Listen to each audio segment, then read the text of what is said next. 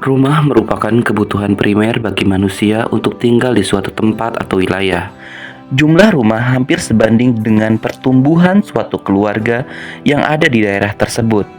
Contohnya di kota Cilegon pada tahun 2023 ada sekitar 145.000 keluarga, yang artinya jika 80% memiliki rumah, maka tercatat 116.000 rumah di kota Cilegon. Lalu bagaimana dengan Indonesia? Jumlah yang ada di kota Cilegon tersebut berdampak pada limbah cair yang dihasilkan setiap harinya. Pada tahun 2023 terdapat 145.000 jiwa, yang artinya jika menggunakan air 20 liter per orang, maka sekitar 2.900.000 liter limbah cair per hari di kota Cilegon dihasilkan. Lalu apa kabar jika limbah domestik se-Indonesia? Pencemaran lingkungan yang diakibatkan oleh limbah domestik yaitu tingginya akan parameter seperti COD, BOD, TSS, minyak dan lemak, serta total kolipom yang belum memenuhi peraturan Permenkes nomor 68 tahun 2016 adalah sungai yang nantinya akan berbau, tidak layak untuk dipakai, menyebabkan gangguan kesehatan bagi masyarakat, berbau bagi sekitar dan lingkungan, merusak estetika, mengganggu kehidupan makhluk hidup lainnya, dan mengkontaminasi perairan yang ada di dalam tanah. Teknologi yang umum untuk pengolahan limbah domestik sampai saat ini masih menggunakan seperti RO, padahal harganya yang sangat mahal dan butuh untuk maintenance serta tidak untuk kapasitas yang sangat kecil. Di samping itu, untuk alat yang konvensional masih menggunakan bahan kimia, padahal penggunaan bahan kimia harus selalu setiap waktu dilakukan pembubuhan kimia, yang artinya tidak memungkinkan untuk dilakukan oleh ibu-ibu rumah tangga ataupun oleh masyarakat dalam pengolahan limbah domestik.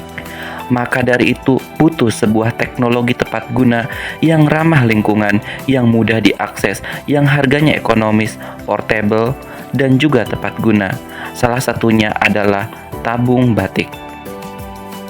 Teknologi ini lahir untuk menciptakan alat yang dapat mengolah limbah cair domestik yang dihasilkan oleh masyarakat Indonesia agar baku mutu sesuai dengan peraturan Permen LH nomor 68 tahun 2016. Di samping itu juga teknologi ini bertujuan untuk menghasilkan listrik dari pengolahan limbah domestik dengan menggunakan grafit alam baya, di mana grafit alam baya merupakan potensi yang sangat besar karena ketersediaannya sangat melimpah dan belum dimanfaatkan dengan optimal. Padahal grafit tersebut dapat digunakan sebagai rumah bakteri di dalam tabung batik yang nantinya akan menurunkan COD, BOD, dan TSS. Berdasarkan hasil penelitian menunjukkan bahwa pada awalnya limbah domestik yang diambil dari perumahan belum baku mutu, bahkan tidak layak untuk dibuang. Namun setelah menggunakan teknologi tabung batik, COD menurun menjadi 12,9 ppm, BOD menjadi 4,8 ppm, TSS menjadi 18 ppm, dan amonia lebih kecil daripada 0,2 ppm, serta minyak lebih kecil daripada 1 ppm, dan total kolipom 15 jumlah mikroorganisme per 100 mili, yang artinya teknologi ini sangat efektif dan efisien serta optimal dalam pengolahan limbah domestik cair. Teknologi ini menghasilkan sebuah energi listrik yang dapat dimanfaatkan dengan konsep menggunakan metode beda potensial. Padahal kita ketahui selama ini kita masih bergantung pada energi fosil. Perlu diketahui bahwa energi fosil setiap tahun terus mengalami penurunnya. Diperkirakan di tahun 2024 dan seterusnya akan terus mengalami penurunan ketersediaan energi fosil, yang artinya kita butuh teknologi untuk menghasilkan energi baru terbarukan. Salah satunya adalah dengan menggunakan grafit alam baya yang digunakan dalam pengolahan limbah domestik ini. Hasil penelitian menunjukkan bahwa listrik dihasilkan selama 24 jam selama limbah tersebut masih mengalir.